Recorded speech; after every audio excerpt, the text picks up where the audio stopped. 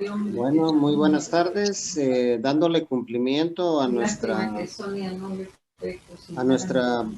convocatoria. Tengan todos muy buenas tardes. Gracias por acudir a nuestra reunión en Zoom para la presentación del día de hoy, que tenemos al licenciado Pedro José Molina, cual nos va a hacer nos va a brindar la presentación de su libro, Los 50 Presidentes, lo que corresponde a sus funciones financieras y económicas a lo largo del bicentenario que estamos próximos a cumplir. Es para la Academia de Geografía e Historia un honor el tener a un distinguido.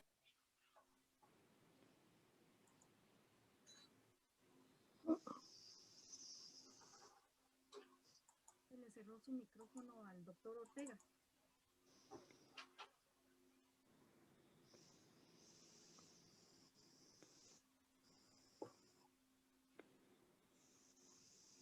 Sí que dejo a nuestra secretaria, a Cintia, para que haga la presentación de nuestro conferencista del día de hoy. Y reitero mi agradecimiento en nombre de todos los miembros de la directiva y de la Academia de Geografía e Historia, el que hayan tenido la amabilidad de unirse a esta actividad eminentemente académica. Buenas tardes. Presento en esta hora al licenciado José Molina Calderón. El licenciado José Molina Calderón es economista, graduado de la Universidad de San Carlos de Guatemala en 1966. Realizó investigaciones económicas para el Banco de Guatemala entre 1961 y 1969. Fue gerente y director externo de varias empresas agroindustriales. Es director externo de la Junta Directiva de BI Capital Corporation, institución holding del Banco Industrial, y directivo de entidades no lucrativas. Actualmente se dedica a asesorar a empresas familiares en el tema de gobierno corporativo. Con motivo de la conmemoración del bicentenario de la independencia, ha publicado las siguientes obras: La historia de la banca, 1877-2007. Aspectos económicos de las constituciones de Guatemala, 1812-2012. ¿Qué tal esa? Empresas familiares en Guatemala, 50 casos en 200 años. Y su obra, Política Económica de 50 Presidentes de Guatemala, 1821-2021.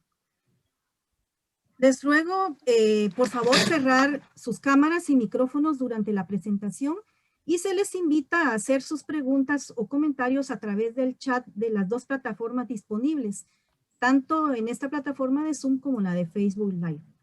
Muchas gracias a todos y le dejo al licenciado José Molina Calderón en el uso del tiempo.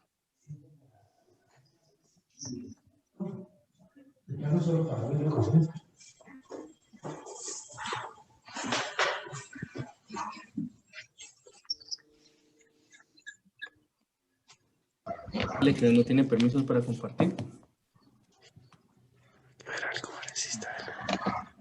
El licenciado no tiene permiso para compartir la pantalla.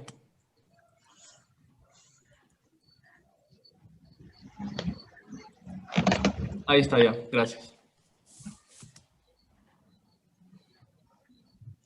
¿Qué pasa?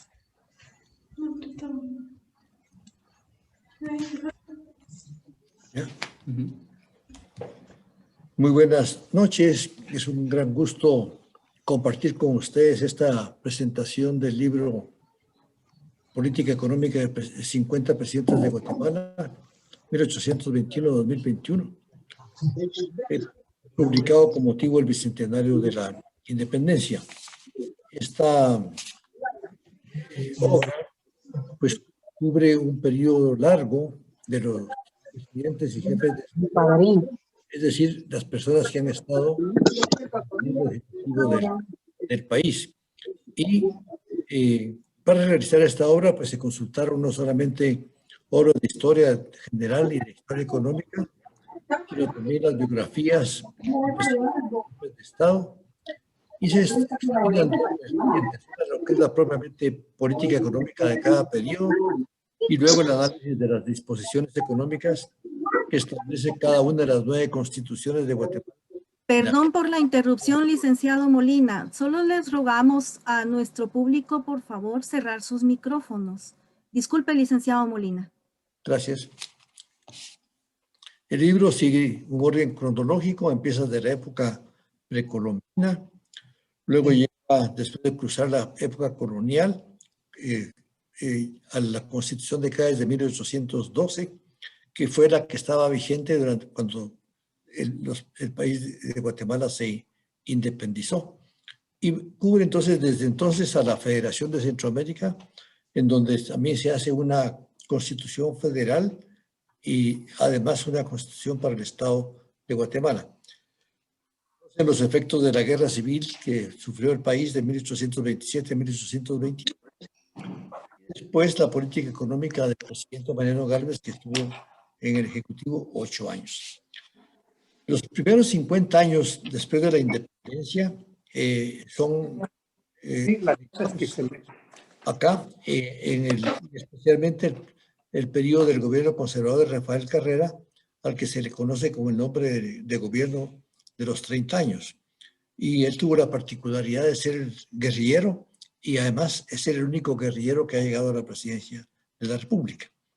Luego se analiza la constitución que emitió Carrera y su política económica y la de su sucesor Vicente Cerda.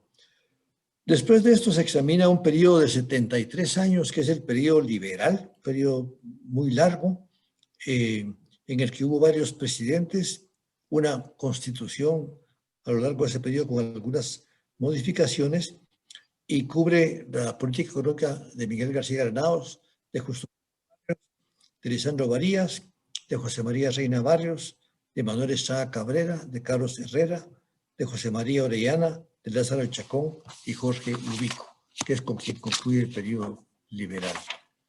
De esta manera, pues resulta que hemos avanzado ya hasta mediados del siglo, prácticamente el siglo XX, en el que se instalan 2 gobiernos revolucionarios de 1944 al 54, cuyo desempeño se examina detenidamente, así como la Constitución de 1945 y la Constitución de 10 años después. Luego se examina el periodo de la Liberación Nacional, ahí también en base a su Constitución, para pasar a la política económica de Carlos Castillo Armas, que fue un parteaguas en la política económica, y seguidamente la de Miguel Higueras Fuentes. Después de esto se examina la influencia militar que hubo en el país con la Carta de Gobierno de Carlos Enrique Peralta Zurdia, su política y la Constitución que surgió después de su periodo.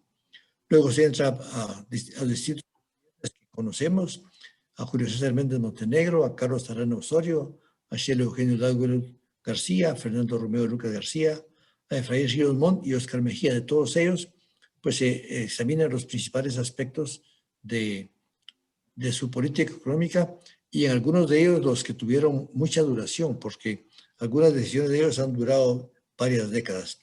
Finalmente llegamos a la Constitución que tenemos vigente ahora, la de 1985, que es un nuevo sistema de gobierno en la que encabeza el Ejecutivo primero, el licenciado Marco Belicio Cerezo Arévalo, le sigue Jorge Serrano, después Ramiro de León, Álvaro Arzú, Alfonso Portillo, Óscar Berché y Álvaro Colón.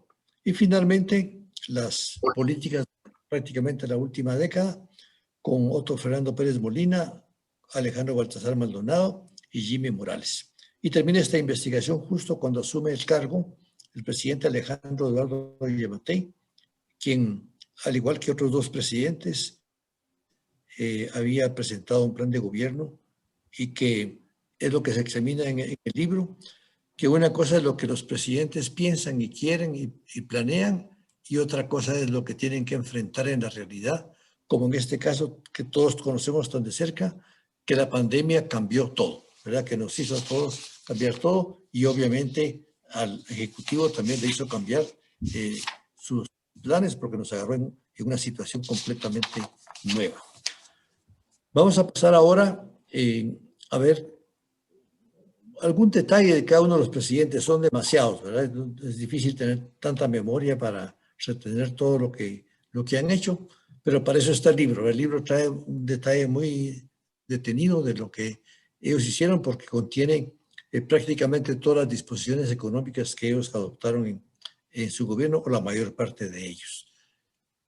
Aquí vemos el Palacio de Gobierno que hubo en Guatemala cuando se trasladó la ciudad de la antigua hacia el valle actual. Es una foto de 1875. Vemos en este edificio con 2 plantas la entrada del Palacio de Gobierno, y a la derecha estaba la Casa de Moneda, y después en el periodo liberal se estableció ahí el Banco Nacional de Guatemala. Este edificio se destruyó con los terremotos de 1917 y 18, que cambiaron la fisonomía de la capital por todos los daños que ocasionó. El primer gobernante de Guatemala fue Gabino Gainza, que era el gobernante anterior y se quedó en el puesto varios meses. Y en la parte económica, pues, ¿qué ocurrió? Que en la caja real, ¿verdad?, que la que se heredó de la parte colonial, apenas había 40 pesos, o sea, ni siquiera $40, que aunque el dólar no había sido todavía establecido, pero imagínense ustedes lo que pensaron los gobernantes en 1821 de cómo organizar un país y con qué dinero se iba a administrar el gobierno. Esto, aunque parezca de risa, ¿verdad?, porque veo las caras sonrientes de algunos de ustedes, pero se ha repetido en 200 años. O sea, los gobiernos empiezan, financian y después muchas veces se han quedado sin nada. Esto ha sido una cuestión bastante repetitiva. Y Gabino Gainza fue el primero que endeudó al país con 40,000 pesos. Hoy hemos visto en la prensa que ayer fue aprobado el presupuesto del Estado para el año 2021. No hay que hacerle caso a que es el presupuesto más grande de la historia, porque cada presupuesto siempre es el más grande. En 200 años siempre ha sido el más grande, con excepción de como 14 años distintos. Lo que hay que tomar en cuenta es cómo se financia un presupuesto. Se financia igual que Gabino Gainza, ¿verdad? Tuvo que tomar una deuda para sacar al ejército mexicano de Guatemala. Y el presupuesto actual pues está basado en mucha deuda, con un problema más serio que la deuda en sí, y es que se toma deuda para pagar deuda. Es como que si el país tuviera una tarjeta de crédito que se topó y hay que sacar la tarjeta de crédito a un supermercado, a otra, y cuando uno tiene 5 ya entra en crisis. Pues así está Guatemala ahora. Es un problema que nos tocó y que va a haber que enfrentar. Después de Gainza vino Filístora, Vicente Filístora de México, a hacerse cargo de la situación, porque nos habíamos anexado a México. Entonces mandaron al ejército para poner orden en El Salvador, y cuando estaba aquí Filístora, el gobierno de México se derrumbó, ¿verdad? Y te olvide que era el emperador, se derrumbó, y entonces Filístora hizo una cosa bastante inteligente, y es que dijo, bueno, pues ya no hay gobierno mexicano, aquí ya no hay aquí a dónde estar. Entonces se fue al acta de la independencia el 15 de septiembre, y ahí decía que se iba a convocar a un congreso constituyente, para hacer una constitución, y entonces él convocó, ¿verdad?, a ese constituyente, y se fuera otra vez, ¿verdad? Hubo que darle 35,000 pesos, 30,000 para que se fuera. De este gobierno nos quedaron varios soldados que se casaron en Guatemala, y de ellos pues han formado familia aquí en el país. Después de la convocatoria surgió la constitución de la Federación de Centroamérica, y se formó esta federación en 1823, el escudo lo ven a la derecha. Y de nuevo se encontraron los nuevos gobernantes para Centroamérica con que no tenían dinero. La federación quisieron copiar lo que era el sistema de gobierno estadounidense, solo que con una diferencia, y es que la sanción de la ley no la firmaba el presidente de la República, sino la que firmaba un Senado. Esa era una diferencia. Pero tampoco éramos norteamericanos para administrar la Constitución. Entonces se adoptó una deuda, ¿verdad? Una deuda que se denominó deuda inglesa, que duró 143 años. O sea, hemos sido un país que vivimos con deudas muy altas. Nuestros antepasados pensaban o hablaban de la deuda inglesa, era un tema de conversación, porque el país, siempre que tenía un problema, había que pagar la deuda inglesa, venían los ingleses y había problemas. Entonces, finalmente, pues eso se arregló más adelante en el gobierno de Méndez Montenegro, y aparte de eso, pues el país hizo su propia constitución, el Estado de Guatemala. Entonces había un problema de financiamiento doble, porque el país recibía los impuestos y tenía que cubrir los gastos de la federación, prácticamente de todos los países, porque el gobierno de la federación estaba en Guatemala, los otros países estaban más cercanos, y solo a Guatemala le llegó la factura para pagar estos gastos. Después de un periodo después de la federación, ya en el estado de Guatemala, en el propio estado de Guatemala, pues eligió a Mariano Aycinena como presidente, y él estuvo 2 años. Sufrió una guerra civil muy dura, en la que hubo saqueos, hubo expatriaciones de los políticos y de los principales empresarios del país. Morazán era el adversario, y Morazán pues gana la guerra, ¿verdad? Nos derrotó a Guatemala, y expulsó al arzobispo y a muchos religiosos. Muchos de estos religiosos murieron en el viaje. Después de que se fue Morazán, hubo elecciones en el estado de Guatemala, y las ganó Mariano Gálvez. Mariano Gálvez había sido ministro de Finanzas en el gobierno anterior, y él estuvo 2 periodos, ganó 2 periodos, prácticamente 7 años y fracción. Y lo que pasó en la década después de la independencia es que había un enfrentamiento muy fuerte entre liberales y conservadores. Hoy todos estamos viendo lo que pasa en el país, que se supone que es el modelo de democracia, que es Estados Unidos de América, y lo vemos completamente dividido, ¿verdad? Mitad y mitad, con mucha fuerza. Pues eso fue lo que pasó aquí en Guatemala, pero aquí se resolvió con una guerra la primera vez, cuando ganan los liberales contra los conservadores. Eran personas que querían mantener el sistema colonial y más o menos sus instituciones. Y los liberales querían establecer un sistema de gobierno diferente.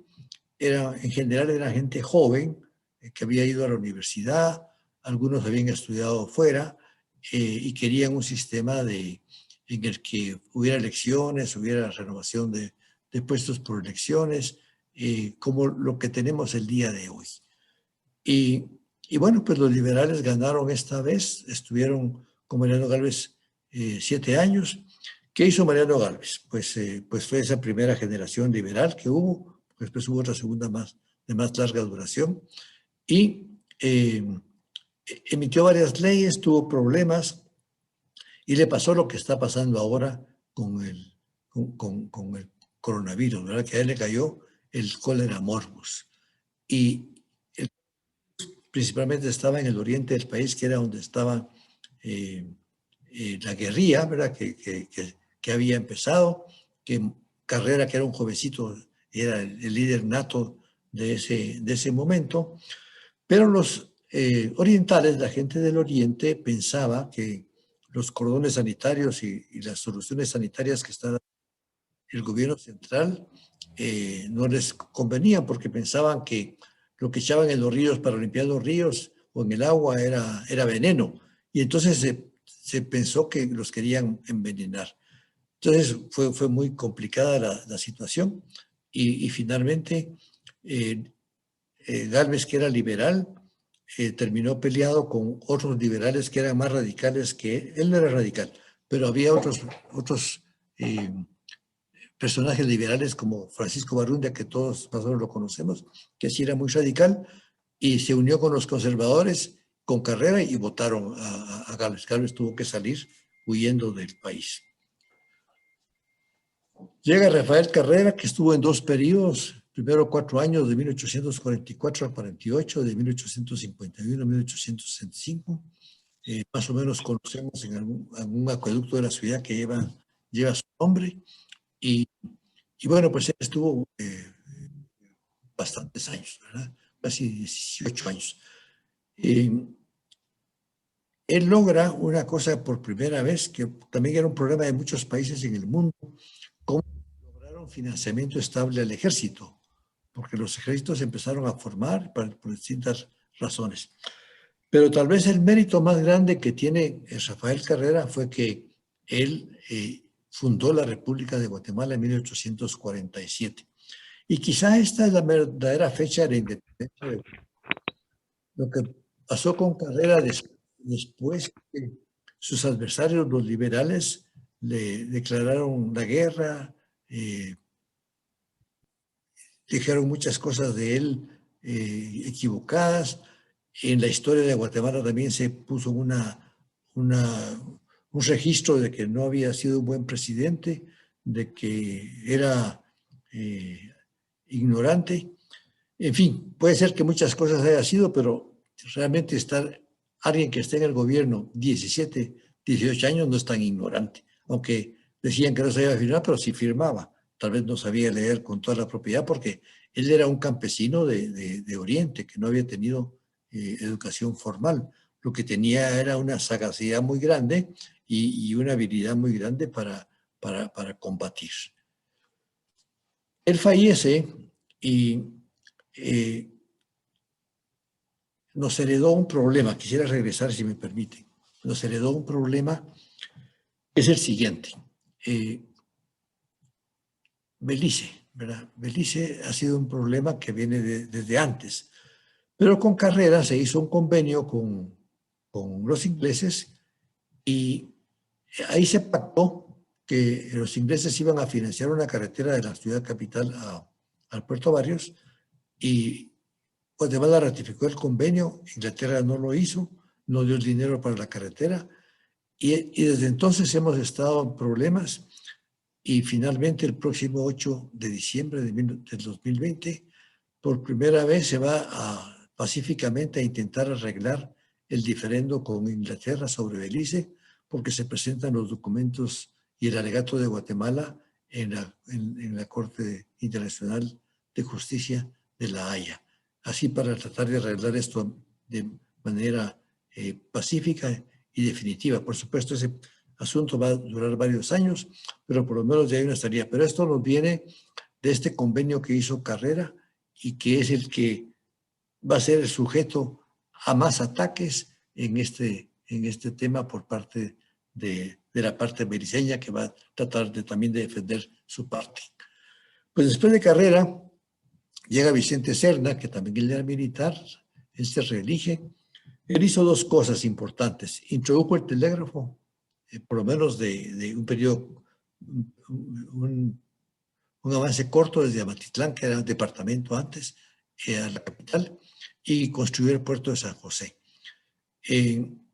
Intentó, decidió, resolvió el sistema métrico decimal en las monedas, pero la gente no lo apreció y se volvió en contra de ese sistema, al punto que el siguiente gobierno que vamos a examinar ahora, una de sus banderas era eliminar el sistema métrico decimal en la moneda.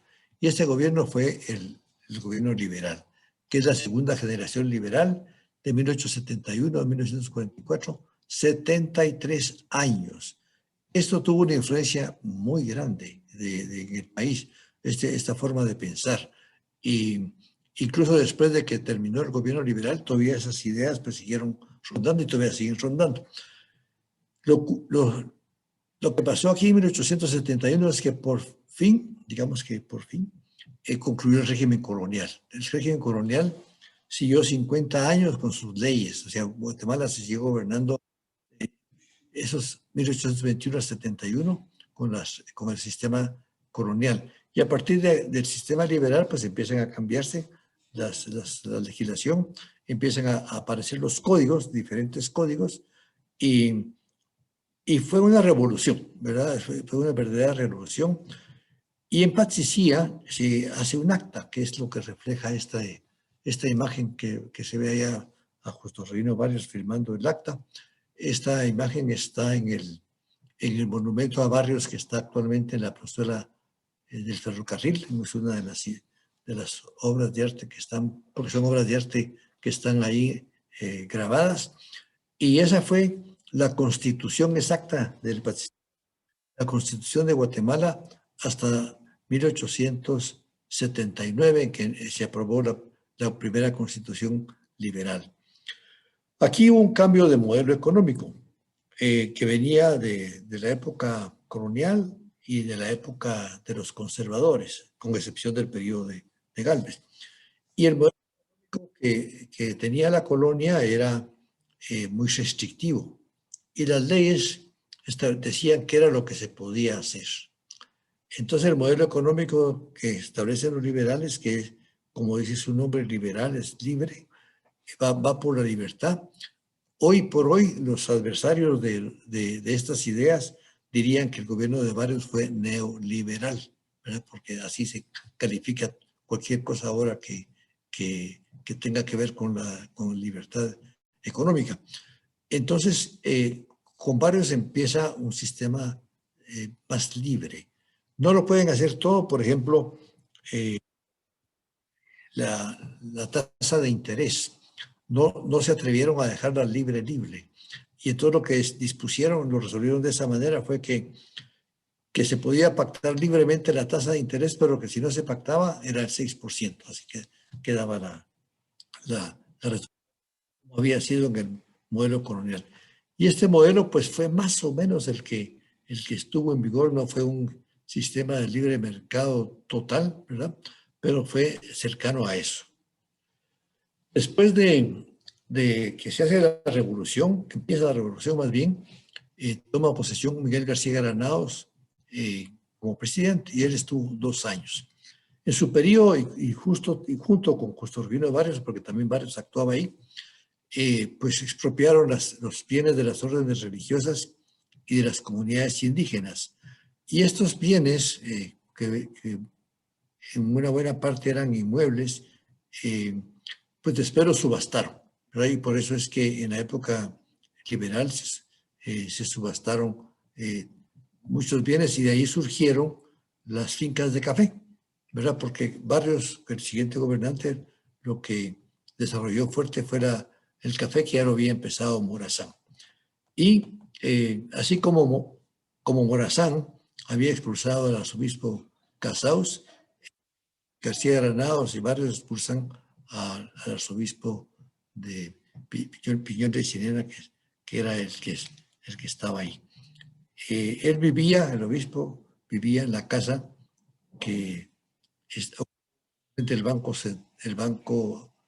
Colombia, que era el Banco Colombiano, y después el Banco Central de Guatemala. Llega a Barrios, está 12 años en el poder, se vuelve dictador, incluso le dan 4 años de nombramiento como dictador. O sea, dijeron, va a ser dictador 4 años, y fue dictador 4 años, y después siguió también siendo dictador, pero los 4 años fueron legales.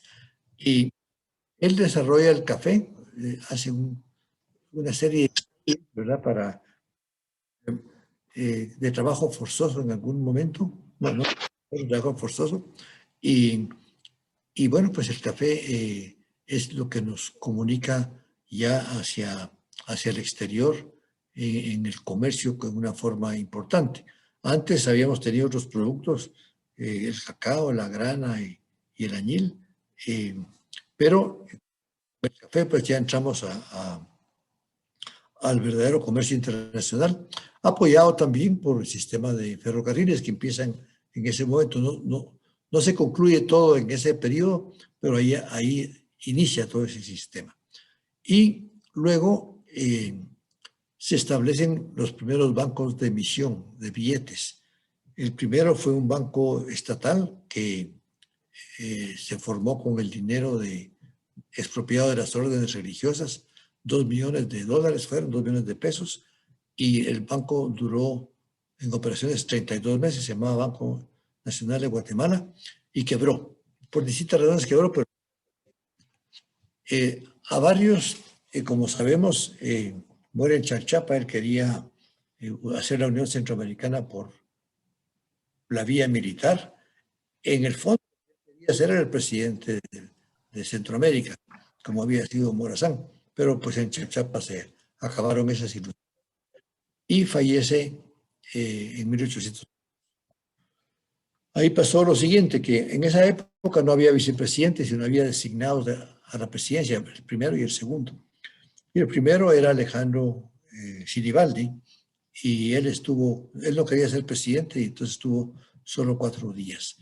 Lo sucede Lisandro Varías, y él fue un poco desordenado en la parte económica, hizo empréstitos forzosos y también expulsó al arzobispo. ¿Por qué expulsaban a los obispos?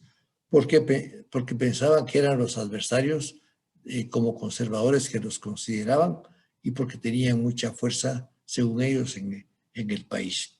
Pero finalmente, pues, este fue el tercer arzobispo expulsado. Después de él llega José María Reina Barrios. A él lo conocemos mucho en la capital de Guatemala porque es el que hizo la Avenida de la Reforma y el Parque La Aurora.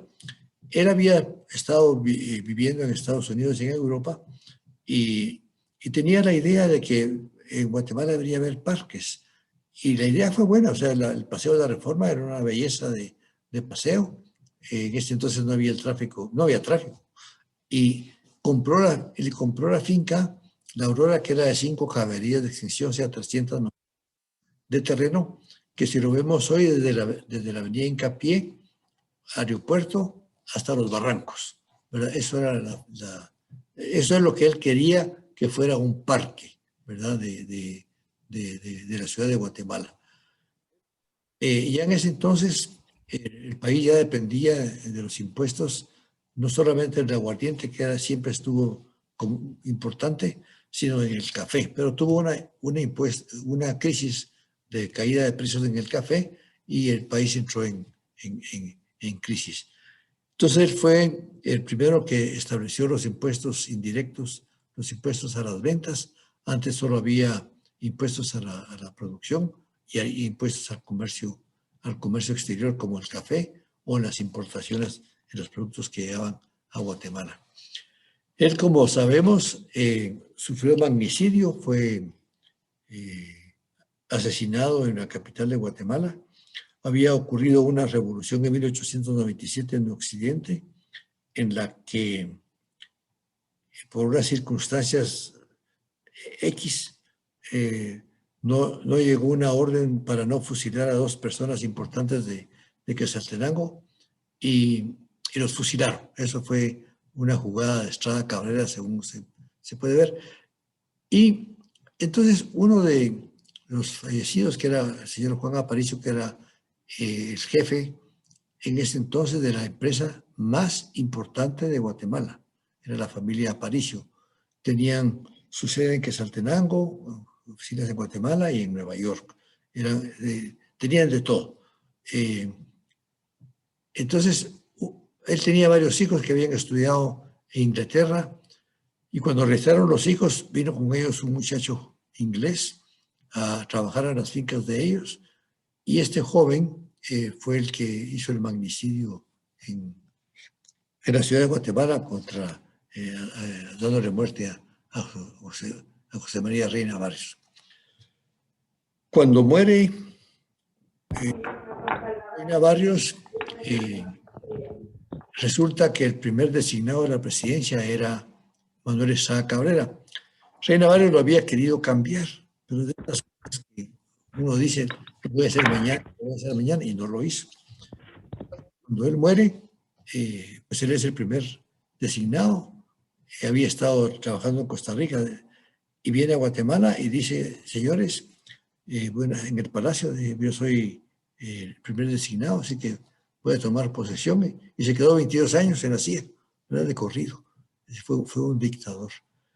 Con él ocurrió una situación que ya había empezado un poco, que no es nueva para él, pero que él la hizo en grande, que fue billetes sin respaldo, ¿verdad? Que obligó a los bancos a dar el financiamiento, y los bancos, según las leyes que los habían aprobado, tendrían que tener, cuando emitían billetes, tenían que tener metálico respaldándolo. Se brincan esa resolución, y con Reina Barrios ya había devaluado la moneda, que estaba al 1 por 1, y era pasó del 2 por 1, pero con Estrada Cabrera llegó a 40 por 1. Es como que aquí en Guatemala hace 30 años que tuvimos una gran devaluación, que hoy está a 7.70 por 1 el dólar en quetzales, como si estuviera en 40 quetzales.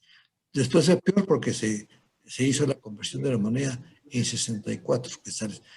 Uno imagínese, si no tuviéramos que haber vivido una devaluación de 64 quetzales por dólar, pues fue lo que pasó en ese periodo. Pero curiosamente, Estrada Cabrera fue un buen administrador en lo fiscal. En la parte monetaria no, pero en lo fiscal sí. Y de hecho dejó mucho dinero en la caja. Pero fue una caja fiscal satisfactoria. A él lo tratan y lo declaran loco, una cosa bien difícil de resolver, pero lo declaran loco y lo sacan. Y finalmente, pues hay una revolución ahí, y llega un nuevo gobierno. A todo esto, en 1917-1918 hubo terremotos, como habíamos mencionado, y se cayó el palacio, el nacional de antes. Entonces, cuando hace 100 años que se acercaba el centenario de la independencia, en 1921, decidieron construir un palacio rápidamente. Fue con material preconstruido traído de Estados Unidos. Pero la gente que es bromista en Guatemala, como el palacio se movía un poco, ¿verdad? Porque no era de sólido, le llamaban el Palacio de Papel, ¿verdad? El Palacio de Papel. Y ahí se celebró el centenario. No era donde resolvía el gobierno, sino solo se utilizaba para reuniones diplomáticas y de gobierno. Entonces, después de Estrada Cabrera llega Carlos Herrera, que era un empresario importante y además era diputado, y no llegó a 2 años. No pudo manejar la economía porque tenía mucha oposición en el Congreso, entonces no podía resolver prácticamente nada. Entonces hubo un descontrol de la tasa de cambio. Cabrera le dejó a 40, aquí llega casi a 60, y finalmente, pues lo que sí recibió de cadena de Estrada Cabrera fue dinero, y pues se consumió ese dinero. De tal manera que el siguiente gobernante le pasó igual que a los gobernantes anteriores, ¿verdad? Que empezaron un gobierno de nuevo con caja cero. Llega José María Orellana, que era militar, que había sido de los 3 militares que le dieron golpe de Estado a Carlos Herrera. Fue el primer golpe de Estado que hubo en el siglo XX, y nadie podía manejar la cuestión cambiaria. Entonces él pues tuvo varios colaboradores, fue cambiándolos, y preguntó cómo se arregla esto, cómo se arregla el problema de la devaluación monetaria. Y le dijeron, mire, ya está todo preparado, están las leyes, tenemos todos los estudios internacionales muy bien hechos, pero se necesita una mano fuerte. Y dijo, bueno, la mano fuerte la tengo yo. Y entonces aprobó las leyes y se resolvió el problema, ¿verdad? Así tan simple.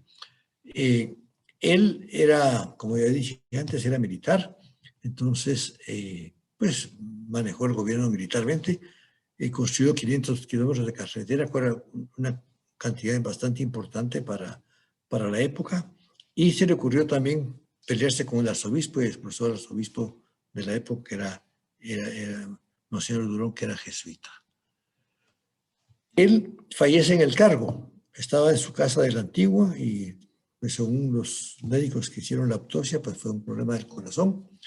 Y le sigue en el gobierno Lázaro Chacón. Lázaro Chacón también era militar. Tengan en cuenta que en estos 200 años de jefe de Estado, el 40% de los gobernantes han sido, el 60% han sido militares. Bueno, pues a él gobierna, tiene una rebelión militar en 1929 que se llamó la Revolución de los Coroneles, la controla, y en octubre llega la Gran Depresión Económica Mundial, que lo agarró a él. Al principio, pues tampoco muy se sabía cómo se resolver todos esos problemas, pero lo primero que ocurrió fue que el precio del café se desplomó. Para tener una idea, el precio del café en la década de los 1920, pues estaba arriba de 20, 25 dólares las 100 libras, el quintal, y con la Gran Depresión, primero bajó a 4 quetzales el quintal, y después nadie compraba el café, o sea que era un desastre la situación.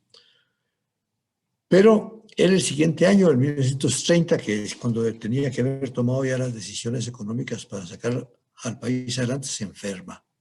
Y está mucho tiempo en la casa, encerrado, sin que dijeran qué pasaba. Y llega diciembre y finalmente pues firman una carta a él que renuncia, pero se perdió un año. Entre las cosas que él hizo en ese periodo, justamente en 1929 aprueba la creación del Crédito Hipotecario Nacional porque el país buscaba tener un banco que diera préstamos hipotecarios. Los préstamos hipotecarios eran desconocidos. Los productores y exportadores de café para financiarse utilizaban a los compradores de café y las garantías eran las cosechas, no había garantía hipotecaria. Y por eso se fundó el Crédito Hipotecario Nacional con muy buena idea. Y después él también inauguró el Ferrocarril de los Altos, aunque eso ya fue en 1930, el 30 de marzo de 1930, que fue un ferrocarril que los quetzaltecos habían estado pidiendo desde finales del siglo XIX. Y bueno, llevó 32 años todo ese proyecto finalmente en desarrollarse. Se construyó, pero un temporal de lluvias como estos que estamos ya tan conocedores en Guatemala hizo un desastre enorme y destruyó una buena parte del ferrocarril. Total que en esta situación el ferrocarril quedó destruido y el siguiente presidente que fue Obico no quiso invertir dinero en repararlo. Pero una cuestión interesante de todo esto es que en el costo de este proyecto fue de 8,5 millones de dólares que financió el gobierno de Guatemala y tenía 44 kilómetros de largo con unas grandes pendientes y por eso se hizo eléctrico, que en realidad eran tranvías los que circulaban ahí para que pudieran agarrarse muy bien a los rieles. Pero se construyó otro ferrocarril en ese mismo periodo, a finales de unos años antes, de Ocos hacia la carretera del Pacífico, de la misma distancia y se construyó a un costo de 25% de esos 8,5 millones. ¿Por qué? Porque era plano. Entonces el problema del ferrocarril de los Altos es que fue caro porque tenía que cruzar las montañas. Así que Lázaro Chacón termina su periodo en diciembre del 1930. Era liberal, ¿verdad? Estamos todavía en gobierno de liberales, aunque había dos partidos liberales, el de él, digamos, y el de Ubico. Entonces, y habían estado peleándose en estos 4 años. Pero finalmente, cuando llega la necesidad de cambiar de presidente, ahí se unen los partidos liberales de nuevo y nombran a Ubico, que fue candidato único. Ubico fue un buen administrador, tal vez no fue un buen dignatario, digamos, pero fue un buen administrador. Y la primera medida que tomó fue que adelantó su toma de posesión un mes, porque dijo, aquí hay que empezar a gobernar, hay que sacar el país. A él le tocaba en marzo y tomó posesión el 15 de febrero. Él fue un buen administrador para la crisis. ¿Qué pasó qué efectos tuvo la Gran Depresión? Bueno, pues obligó a que muchos países devaluaran sus monedas, establecieran controles cambiarios, establecieron impuestos de importación muy altos, el comercio se dislocó por completo mundialmente. ¿Y qué hizo Ubico? Pues Ubico lo que hizo fue fortalecer comprando oro, empezó a acumular oro, de tal manera que el quetzal, que había sido fundado en 1924, se volvió la moneda más sólida del mundo, porque tenía un respaldo muy grande en oro físico, metálico. Entonces, la parte monetaria, él fortaleció la moneda. Desde ese entonces, pues en Guatemala estuvimos acostumbrados a que no se moviera la tasa de cambio, a que no hubiera inflación. Esto duró algunas décadas, después cambió. Pero la otra cosa que hizo él fue que, como no se podía comercializar porque el mundo estaba cerrado, entonces decidió adoptar una línea económica que se conocen como con orientación hacia adentro. Cuando se dice orientación hacia afuera, es que se quiere que el país sea exportador. Entonces, cuando se dice que el país quiere ser hacia adentro, es que el país tenga que fortalecerse en su producción nacional. Y entonces lo que hizo fue construir carreteras para comunicar el país, porque no había carreteras, y construyó 8,000 kilómetros de carreteras. Todavía uno en el interior del país ve estas carreteras. Construyó 300 puentes, todavía se pueden ver de él, y luego pues construyó los edificios que conocemos en el país, especialmente en la capital, que aún están en pie, empezando por el Palacio Nacional, e introdujo el agua del río del Tiocín. Esta fue otra medida que hizo porque él le quitó la autonomía a las municipalidades, y en vez de haber alcaldes había intendentes.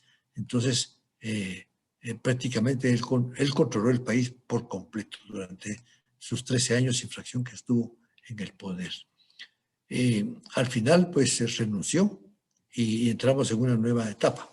Este es el Palacio Nacional que él construyó, se inauguró en 1943 y bueno, pues ahí lo acabamos de ver constantemente.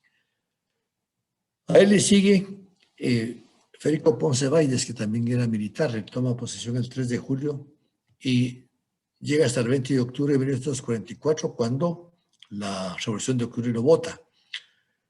Ubico, entre las cosas que hizo bancarias, porque él agarró también el control de la banca, formó un comité para dirigir la banca, pero al final de cuentas él era el que mandaba.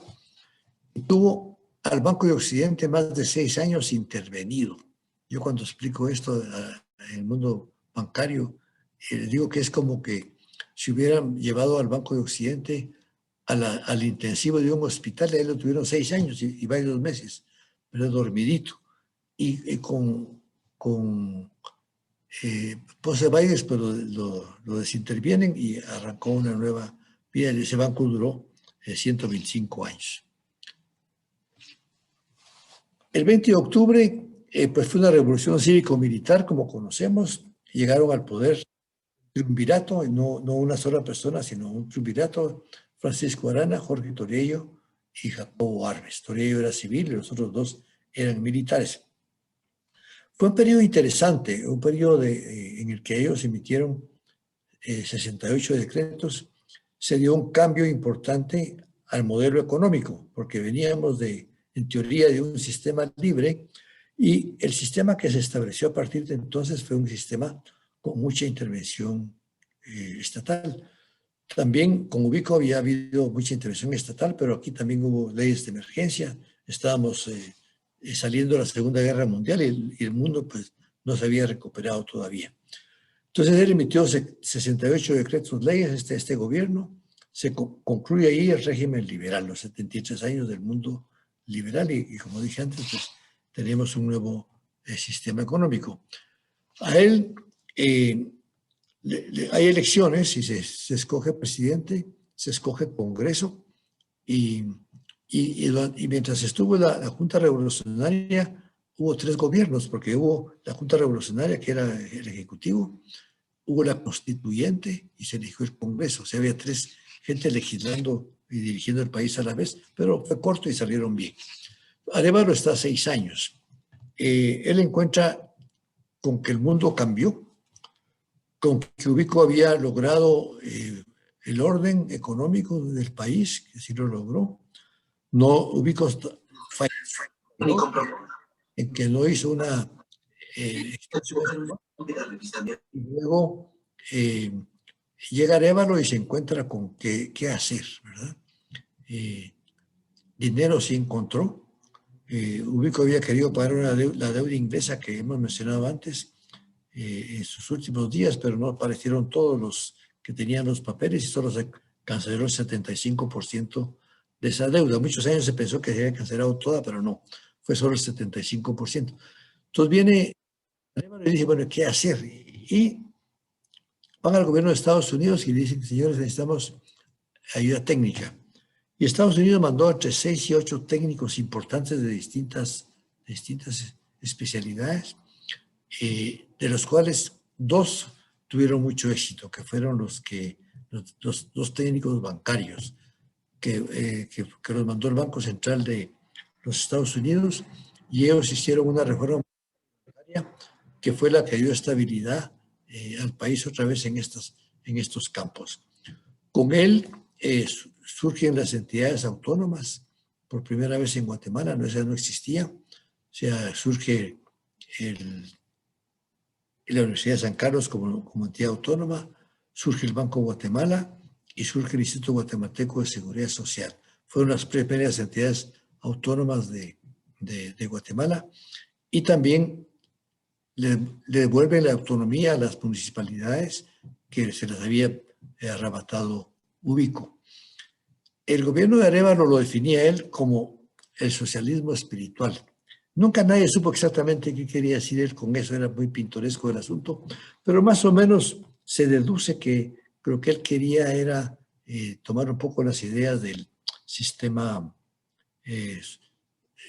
socialdemócrata europeo. Llega Arbenz, Jacobo Arbenz, del 51 al 54, él gana las elecciones y recibe de Arévalo un estudio que hizo el Banco Mundial, muy bien hecho, de cómo reformar la economía de Guatemala. Pero él tenía otras ideas y no tomó ninguna idea de ese estudio del Banco Mundial y decidió hacer 3 cosas. El puerto del Atlántico, la carretera del Atlántico y una hidroeléctrica para competir con instituciones extranjeras que tenían esos 3 servicios en el país en forma monopólica. Él los arranca los 3 y empieza un proyecto social que fue la reforma agraria. En la época de Arévalo se había legislado de tal manera que se podía expropiar un inmueble en base a lo que el propietario había declarado en el registro de la propiedad. Esto lo había hecho Taiwán cuando Taiwán cayó, cuando China cayó bajo el poder de los comunistas y los chinos nacionalistas huyeron a Taiwán, no cabían, era mucha gente, entonces hicieron una reforma agraria empujada por Estados Unidos y les pagaron bien a los propietarios y resolvieron. Y ahí sí dijeron, el que se pagará a lo que cada uno declare, y cada uno pues recibió el dinero conforme hizo la declaración de su inmueble. Arévalo hizo esa ley, pero nadie la aplicó, o sea, nadie se dio por enterado de que estaba la ley. Entonces cuando llega Arbenz y hace la reforma agraria, la hace en base a esa ley y dice, voy a expropiar en base a lo que cada uno ha declarado, a una autodeclaración. El principal agricultor de la época era la compañía frutera de Guatemala, que era una compañía norteamericana, y a ellos les ofrece el gobierno de Arbenz 1 millón de quetzales o de dólares de la época. Y ellos dicen, miren, nosotros creemos que nos deberían de pagar 18 millones, que es lo que hemos invertido y creemos que vale esto. Pero no lograron ningún acuerdo, entra un problema el país también de tipo político y bueno, pues conocemos esa historia.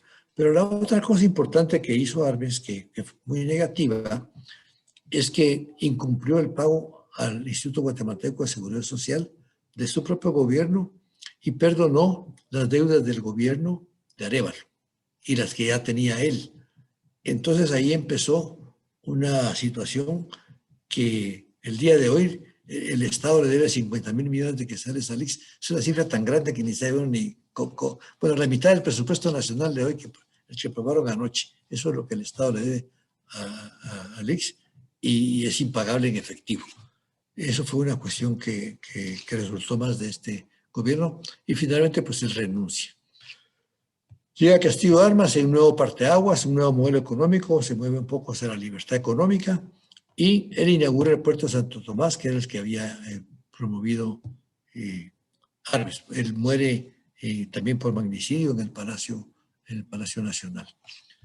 Le sigue Miguel Herido de las Fuentes, un personaje verdaderamente pintoresco, ¿verdad? Había estado muchos años en el gobierno antes, en distintas cosas de gobierno antes, pero le debemos a él una cosa, y es que hoy estamos en Centroamérica y Guatemala cumpliendo 60 años de tener mercado común centroamericano. Eso se lo debemos a él. Él fue el que tuvo esa fuerza para impulsar ese proyecto. Hubo un control de cambios en el año 62. Yo trabajé en el Banco de Guatemala y trabajé en esa oficina esa temporada y después viéndolo históricamente, pues tal vez no había necesidad de hacerlo y hubo mucho nerviosismo en la época. A él le da golpe de Estado Carlos Enrique Peralta Zurdia, que era su ministro de Defensa. Él está 3 años. Peralta Zurdia estableció el bono del aguinaldo, el bono 13 que llamamos, emitió 473 decretos y es uno de los gobiernos, y no el único, de una honradez y una probidad a prueba de balas. Impresionante el gobierno de él, porque se rodeó de gente no solamente competente, sino muy honrada, gente de mucha credibilidad, y a él se le debe el establecimiento en forma definitiva del impuesto sobre la renta, que ha durado, que es uno de los grandes impuestos para financiamiento del gobierno y que ha tenido larga duración. Él entrega el puesto con una constitución nueva y llega al poder Julio César Méndez Montenegro.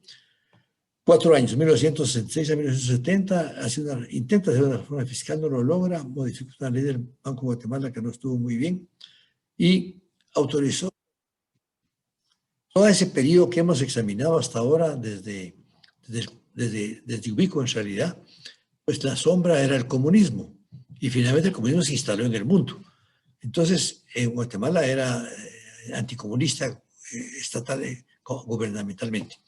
Entonces, Méndez Montenegro autoriza el comercio con 11 países comunistas, una cosa sorprendente para la época. Llega seguidamente Carlos Arana Osorio, 1970-74, y era militar. Yo me recuerdo una cosa muy pintoresca que a mí me tocó vivir directamente, que llegó un barco ruso a Puerto Barrios y ese barco lo rodeó el ejército, porque era ruso. Yo trabajaba en una compañía que era el exportador ahí y fue muy pintoresco porque pues, entraron al barco y posiblemente no encontraron nada y además no se podían comunicar con los trabajadores porque hablaban ruso. Pero él hizo una cosa muy interesante y es que llevó un plan económico hecho que le había hecho el gobierno anterior. Pero el shock petrolero, que fue cuando la primera vez que el precio del petróleo se fue para arriba, desbarató su programa y el programa económico fue frustrado. En su periodo se inauguró el INTECAP que había sido de otro gobierno, ya había sido promovido con otro nombre con anterioridad, que es otra de las instituciones que ha perdurado hasta el día de hoy. A él le sigue Kjell Eugenio Laugerud, en 1974-78. Empezó sin programa, era militar.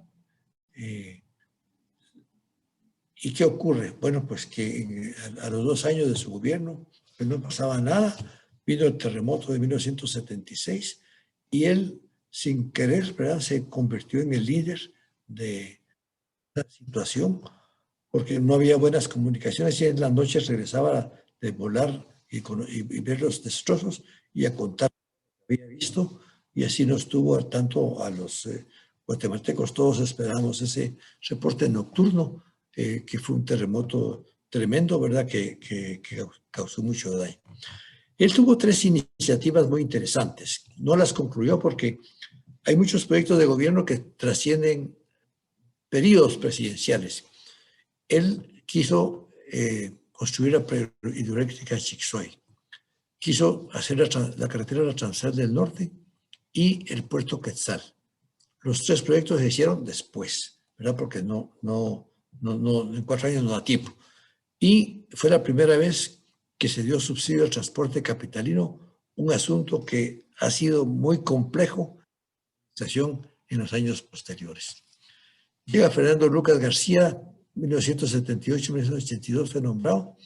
Hay un descalabro en el financiamiento de las obras públicas. Hace obra pública, sí hace obra física, pero con un sistema financiero mal elaborado, y que hubo un control de cambios y que finalmente fue el origen de la evaluación monetaria, de que habíamos perdido la paridad de un quetzal con $1, que habíamos tenido desde 1924 y que hoy estamos pues en 7.75. Hay un golpe de Estado militar y entra Efraín Ríos Montt, que está en un periodo corto de 1982 al 83. Él lo que nos dejó en la parte económica fue el impuesto al valor agregado. Él lo estableció al 10%, con muchas excepciones. Y en su periodo pues estableció lo que conocimos como el nombre de fusiles y frijoles para ayudar a la gente del altiplano que había tenido problemas serios con la guerra. Pues afectó a muchos presidentes. Le da golpe de Estado, ¿verdad? Óscar Mejía Víctor, que era su ministro de la Defensa. Él está 3 años, de 1983 al 86. En la parte política la hizo muy bien, porque convocó a los partidos políticos, se elaboró la constitución política y hubo elecciones. Pero en la parte económica faltó aquello que hizo el presidente José María Orellana, ¿verdad? La mano fuerte, porque ya aquí la mano fuerte ya no se podía aplicar tanto porque había muchas fuerzas que se movían. Entonces no pudo resolver la parte económica y estableció un control de cambios y redujo la tasa del IVA del 10 al 7%. Eso también fue muy pintoresco, porque un día lo estaban entrevistando la prensa en la calle y le dijeron, mire, ¿y cuándo va a bajar el IVA? Dijo, pues ahorita, y estaba el IVA bajó al 7% así, como era dictador, ¿verdad? Era un régimen militar. A él le sigue, con la nueva constitución, Marco Mauricio Cerezo, de 1896 al 91, una gran expectativa que hubo por este nuevo sistema que se inauguraba. Él establece un control de cambios nuevo, el cuarto que ha habido en el país, para poner orden en el país, y lo puso. O sea, lo empezó en el año, ya en mayo, él tomó posesión a principios de año, y en mayo ya se estableció un nuevo régimen cambiario para poner orden. Y se puso orden por un periodo corto. Hizo una reforma fiscal total, o sea, fue una reforma completa de todos los sistemas legales y de impuestos en Guatemala. Pero al final de su periodo entró en un desorden económico. ¿Y qué ocurrió? Pues se financió con el Banco de Guatemala, hubo mucha emisión monetaria y la inflación llegó al 60% su último año, 1990. La inflación es yo sostengo así cuando escribo estos temas, es botagobierno. No hay ningún presidente que aguante la inflación. Todos tienen que resolverla, si no caen. Y efectivamente, pues ellos perdieron en las elecciones y hasta el periodo siguiente, pues empezó a arreglar el asunto. Llega Jorge Serrano Elías, que de nuevo encuentra, como ya hemos visto que ha pasado antes, las cajas fiscales a cero, auténticamente a cero, y aparte de eso, las reservas monetarias internacionales también a cero, se habían acabado. Entonces era así una reforma fiscal de nuevo, que tuvo bastante éxito al principio, estableció el bono 15 para lo que se paga en junio, pero logró que el Banco de Guatemala ofreciera tasas de interés para los dólares que regresaran a Guatemala del 36% de interés anual. Una cosa enorme. Daban 3% de comisión a los comisionistas, o sea que el neto era 33%, es un impuesto muy alto. Pero hubo respuesta y entraron a Guatemala 828 millones de dólares. De estar en cero la caja a 828 millones de dólares. Bueno, entonces eso ocurrió el primer año de gobierno, gran felicidad. Pero al segundo año el Banco de Guatemala dijo, no, mire, esto está muy alto y bajó las tasas de interés. Entonces la gente que había traído su dinero dijo, ¿qué hago? Y ahí surgen la primera oleada de edificios altos en las zonas 9, 10, 13, 14 de Guatemala y urbanizaciones en todo el país, porque la gente convirtió su efectivo en ladrillos, porque... y eso es un asunto interesante de tenerlo en mente, porque cuando la gente tiene desconfianza de la moneda, invierte en inmuebles. Es lo que pasa hoy en el país, hoy en el año 2020. A él le sigue Ramiro León Carpio, un periodo de transición de 3 años, 1993 al 96, por el golpe de Estado que, bueno, por su renuncia y autogolpe que dio el presidente anterior. Era así una consulta popular, ¿verdad?, para modificar la Constitución, y en la parte económica una de las disposiciones importantes fue que prohibir al Banco de Guatemala que diera dinero al gobierno por toda la experiencia que hemos visto ya de los periodos anteriores, excepto en casos circunstanciados de crisis, que es lo que se utilizó en 2020 para financiar el combate a la pandemia del COVID. Estaba previsto que la Constitución no pueda más bien en positivo financiar en casos de emergencia. Yo estuve en esa época en los grupos que estudiaron las reformas bancarias y cuando examinábamos esto del Banco de Guatemala, decía, no hay que decir que no se puede totalmente, porque cuando es un no total siempre hay golpes de Estado, siempre hay que dejar formas de salirse, y por eso se dejó esta forma de financiar el presupuesto, que es lo que se ha hecho el día de hoy. Con él la tasa del IVA pasó, que estaba en el 7% al 10%, y este es el impuesto, junto con el impuesto al valor agregado, la economía del país. Sigue Álvaro Arzú, viene realmente un nuevo modelo económico, ¿verdad?, más libre, más de economía de mercado. Aquí, pues lo que todos conocemos a la vista, ¿verdad?, que dejó este gobierno es la carretera de Palín, ¿verdad?, que es la única carretera que en estos más de 20 años ha tenido mantenimiento y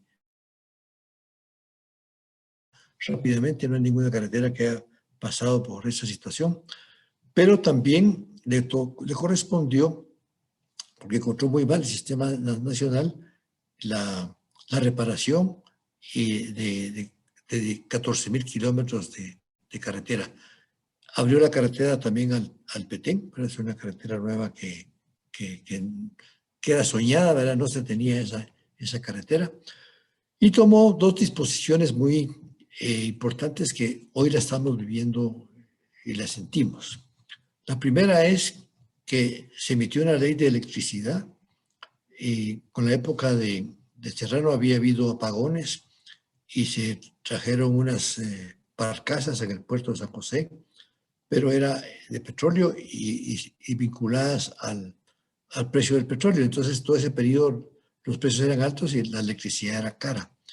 Esa ley tardó 20 años para que bajaran las tarifas. Y las tarifas bajaron un 75% del precio de lo que era entonces a lo que es hoy. Esto no lo vemos, pero es una realidad que ha ocurrido. Y luego, la otra cuestión que hizo este gobierno fue una ley de telecomunicaciones. Y antes de ese periodo, ¿cómo conseguía uno teléfono en Guatemala? Yo recuerdo de niño. Entonces hacían la broma que cuando uno nacía, había que ir al Guatel de aquella época a pedir el teléfono para que cuando uno tuviera 2 años, tal vez le daban el teléfono. Hoy tenemos prácticamente más de un teléfono por persona, porque tenemos la telefonía móvil en Guatemala y posiblemente la mejor ley de telefonía del mundo. Él también logró la firma de los acuerdos de paz, que era un tema que nadie resolvía, ¿verdad? Por distintas razones. Se resolvió. En el libro que él escribió, sus memorias, cuenta con mucho detalle. Yo no conocía el detalle que él cuenta ahí. Es muy interesante de cómo resolvió para ponerse de acuerdo con los guerrilleros. Y también hizo otro asunto muy importante, que lo hemos vivido estos días también, que es que hizo la ley de la Superintendencia de Administración Tributaria, en la que se estableció un director tributario y una junta directiva del sistema tributario. Después de él llega Alfonso Portillo, un cambio de gobierno. Alfonso Portillo en su campaña electoral decía que las carreteras no se comen, entonces no invirtió en carreteras. Hace una reforma monetaria y bancaria porque él había estado en la Junta Monetaria y conocía de eso y facilitó que esa ley se hiciera en el año 2002 y aumentó la tasa del IVA del 10 al 12% para ciertos destinos y estableció un tema que todavía sigue siendo bien complejo de administrar, que es la tarifa social de electricidad. Ahí le usé a Oscar Bechet, que está 4 años, 2004 a 2008. Él, tal vez el aspecto más destacado que yo encontré fue la firma del Tratado de Libre Comercio entre 7 países, que son Estados Unidos, los 5 de Centroamérica y la República Dominicana, que nos dio, al caso de Guatemala, un acceso permanente al mercado de Estados Unidos sin que cada año tuvieran que estarnos dando permiso. En su periodo se cerró el Banco del Café y el Banco de Comercio, 2 casos que también todos conocemos. Le sigue Álvaro Colón desde el año 2008 a 2012. Muy interesantes en los gobiernos, y es que muchas iniciativas no son del Ejecutivo, tampoco a veces son del Congreso, sino que vienen de fuera. Y eso fue lo que pasó con la ley de extinción de dominio. Esta es una ley que existía en Colombia, que se dijo por fuerzas internacionales que se estableciera acá y así resultó. Y hizo una ley de alianzas para el desarrollo de infraestructura económica, pero que todavía no ha tenido resultados. Y llegamos a los periodos más recientes, al periodo del presidente Otto Pérez Molina, de 2012 al 2015. Aquí también hay cosas interesantes en estos 8 años. Primero, él hizo una reforma fiscal que nunca se había hecho en Guatemala en 32 días. Eso nadie lo había logrado. Una cosa tan rápida, una cosa tan complicada, y en 32 días se resolvió. No aumentó el salario mínimo durante 4 años. Esto es bien importante. ¿Por qué? Y tal vez lo explico de esta manera. En Guatemala de cada 5 trabajadores solo hay 1 en el sistema formal, que paga IS, que paga impuesto a la renta, que paga IVA. Y hay 4 que no pagan nada. Y buena parte de la culpa, y digo desafortunadamente, es el salario mínimo. Porque como el salario mínimo tiene, aparte del salario mínimo, una serie de prestaciones laborales adicionales, pues esos 4 trabajadores y sus empleadores no están dispuestos a pagarlos y se queda en la economía informal. Entonces, este gobierno sí entendió eso, entendió esa parte que el daño que hacía estar aumentando el salario mínimo al salario formal. Este asunto no está terminado, ni mucho menos, pero es una situación que requiere interesarse. Él en la empresa portuaria Quesar recuerda que hubo una intervención y una concesión y un gran escándalo. A él le sucedió el Alejandro Maldonado Aguirre, que estuvo un periodo corto, del año 2015 al 2016, y él dice en sus escritos que nunca había habido en la historia de Guatemala un gobierno que se derrumbara solo. Y entonces él llegó a ocupar el puesto en el caso de un gobierno derrumbado.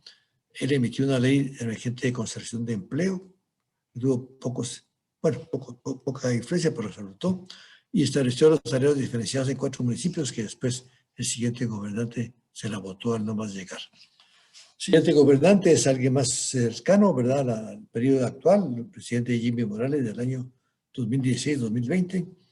Él hizo los censos, también no fue su propia iniciativa, sino que estos son convenios internacionales que venían, pero sí, bueno, había que hacerlo y lo hizo, ¿verdad?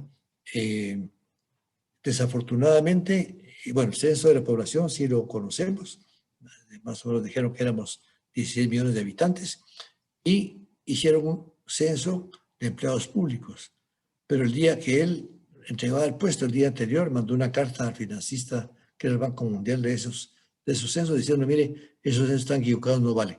Entonces no sabemos cuántos empleados públicos hay en Guatemala, no sabemos cuántas plazas fantasmas hay en Guatemala, que ese era el objetivo de ese censo. Y él hizo la consulta popular de Belice, ¿verdad?, que es lo que vamos a presentar los documentos el próximo 8 de diciembre en La Haya. Aprobó otro tema que era complejo, que era eliminar el secreto bancario.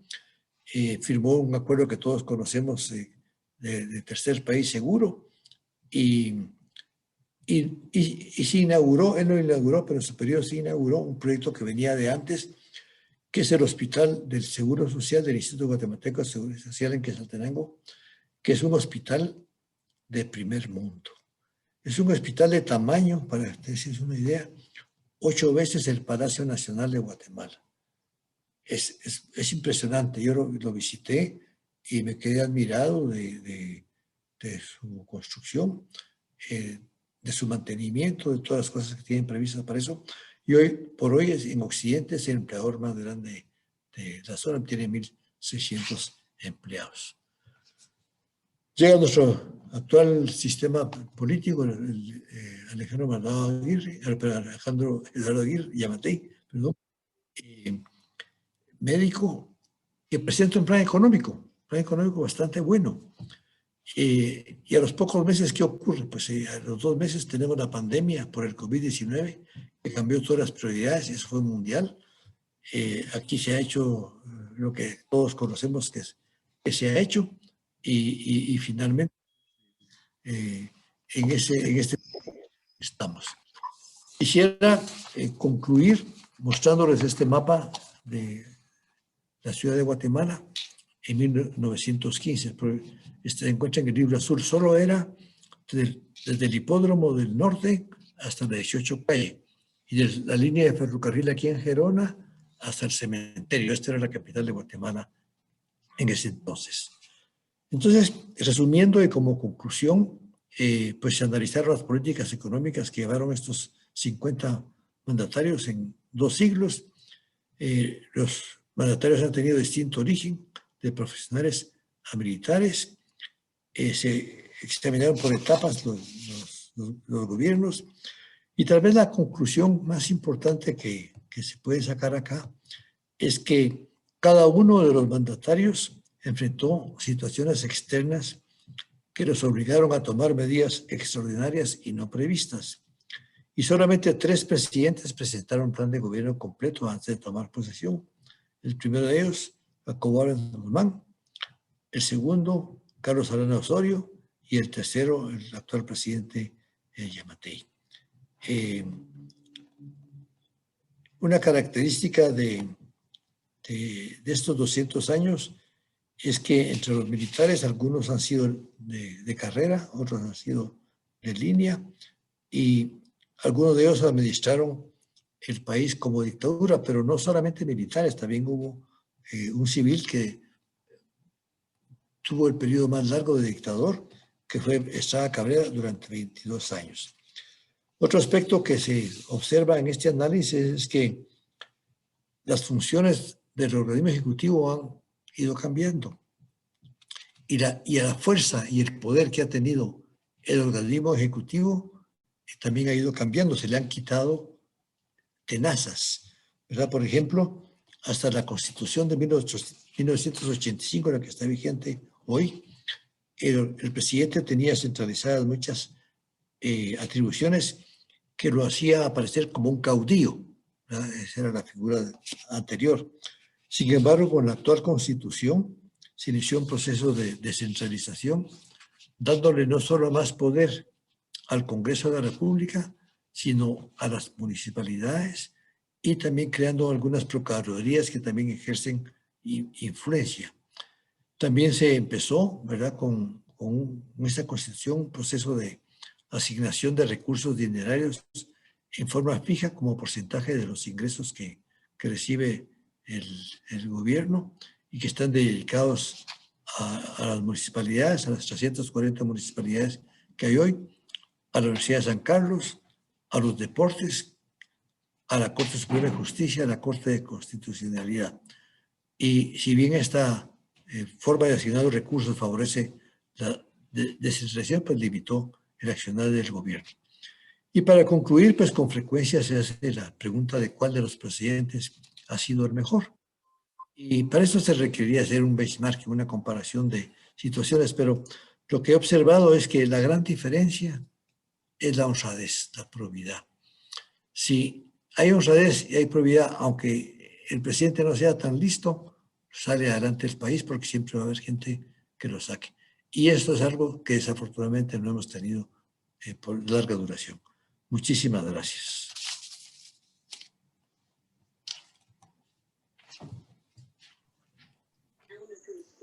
Muchísimas gracias, licenciado Molina, por su conferencia. Hemos recibido a través del chat muchas felicitaciones y también agradecimientos por sus conocimientos y por esta conferencia que usted nos ha brindado en esta noche. Dentro de las preguntas tenemos una que nos hace, dice, escuché comentar o oí comentar que Ubico fue el único presidente de la historia que no robó. ¿Qué opinión tiene usted de esto? No fue el único. Él efectivamente le ocurrió eso y la única tacha, como dirían hoy en el Congreso de la República, que le ponen es que el Congreso le asignó una retribución por servicios prestados que después cuando renunció lo obligaron a devolver, pero fue un periodo de mucha honradez. Y el otro periodo de honradez absoluta en todo sentido fue el de Peralta Zurdia. Gracias, licenciado.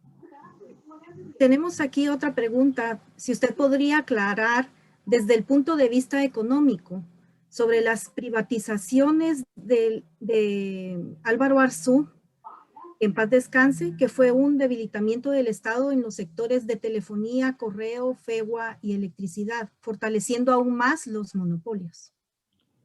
Es lo que es bueno entender en economía es que hay dos polos opuestos. Uno que pone un círculo, digamos, pone a la izquierda todo estatal. Y si uno lo pone del lado derecho, todo libre. Entonces, el mundo no es así. El único país que fue libre y que ahora ya no lo es fue Hong Kong. Ahora ya no puede. Entonces, cada país ha ido, digamos, los estatistas han ido cediendo en algunas cosas. Y los libertarios defienden lo que se llama el principio de subsidiariedad, que es hacer lo que el Estado no puede hacer o que el órgano superior no puede hacer. Esos dos principios políticamente son correctos, el principio de subsidiariedad con el principio de solidaridad de este lado izquierdo. Entonces, yendo al caso concreto del gobierno del presidente Arzú, ahí hubo unas privatizaciones que sí eran muy buenas y otras que no. Muy buen resultado, la de telefonía. Yo decía que es la mejor ley de telefonía del mundo, y la ley de electricidad, que si no es la mejor, es de las mejores del mundo. Ahora bien, en el caso de correos, ¿qué fue lo que ocurrió? Que después de que terminara ese gobierno ya no hubo continuidad en ese tipo de políticas y no salió bien. En cambio, si se ve, por ejemplo, la carretera de Palín, Escuintla, esa sí ha tenido continuidad y tenemos una carretera que hemos podido transitar en todo tiempo. Gracias. Gracias, licenciado. Hay una pregunta, bueno, está compuesta de dos preguntas. Creo que la primera parte usted de alguna forma la ha respondido ya, pero dice, desde la óptica económica, ¿quién ha sido el mejor presidente? Dice, en la historia oficial se dice que Barrios vendió chapas por armas viejas oxidadas. ¿Qué opina al respecto? Bueno, este es un tema complejo. Históricamente, efectivamente, Guatemala perdió territorio ahí. Lo que pasa es que también hay que ver todo en el momento. No lo podemos ver con ojos de 100 años después. En todo caso, pues efectivamente Barrios sí se dio territorio y perdimos territorio. Pero también las fronteras eran muy confusas, no se sabía exactamente dónde era. Gracias. Gracias, licenciado. Tenemos una pregunta. ¿Cuál es la valoración histórica del impacto de la expropiación de las tierras indígenas de la Revolución Liberal? ¿Valió la pena ese despojo a cambio de una economía agroexportadora? ¿Es rentable para el país ese modelo o debería ser reorientado? Bueno, ya a estas alturas esto ya ocurrió, ya no lo podemos, ya no lo podemos cambiar. Obviamente fue un abuso de poder lo que ocurrió ahí, igual que la expropiación que se hizo de los bienes de las órdenes religiosas. O sea, era una dictadura en la que estaba y ejercieron la dictadura. Ahora bien, en la parte económica, lo positivo fue que nos conectamos al mundo extranjero, pero en la parte interior también tuvimos problemas muy serios de trabajo forzado. O sea, esa parte también fue muy negativa en ese periodo. Gracias.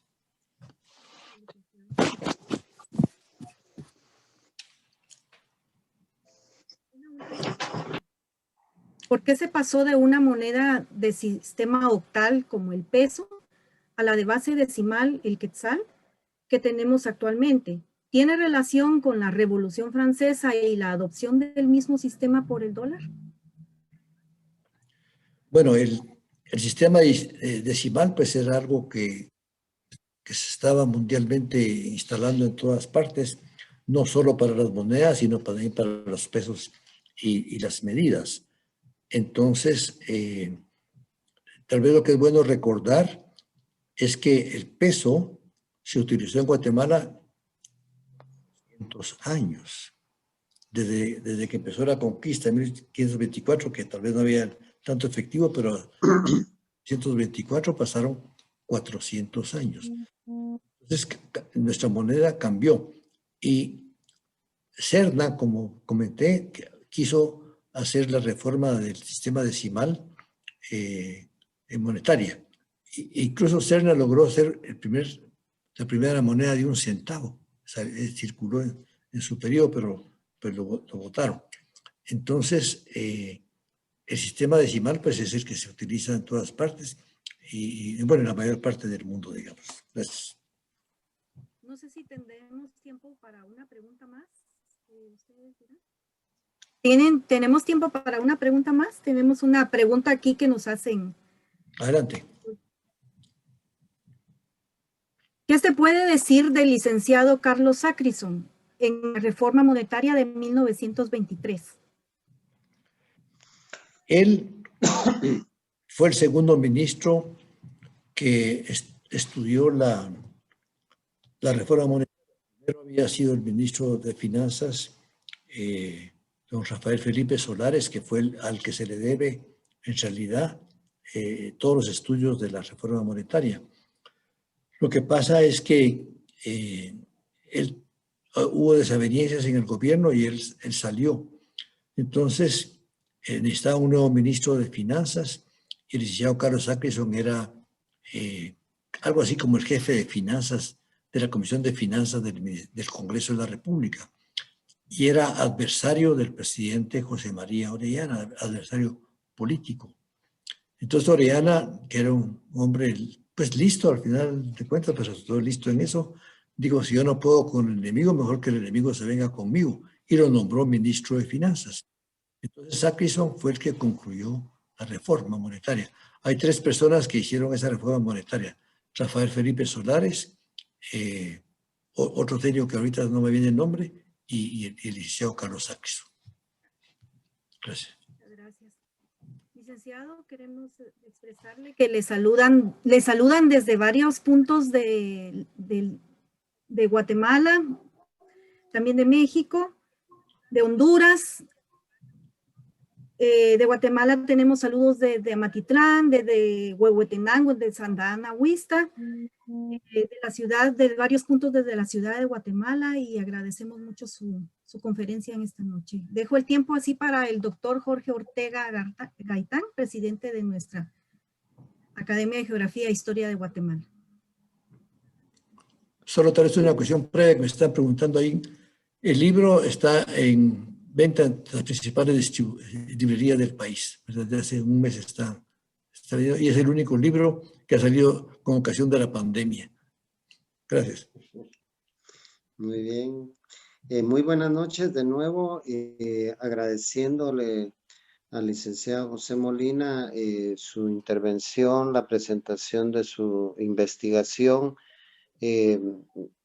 Desde ya felicitaciones y no dudamos en el éxito del lanzamiento de esta nueva publicación. Le agradecemos que iniciáramos nuestras actividades académicas prácticamente por este medio, por Zoom de la academia, y poder brindarle al público que nos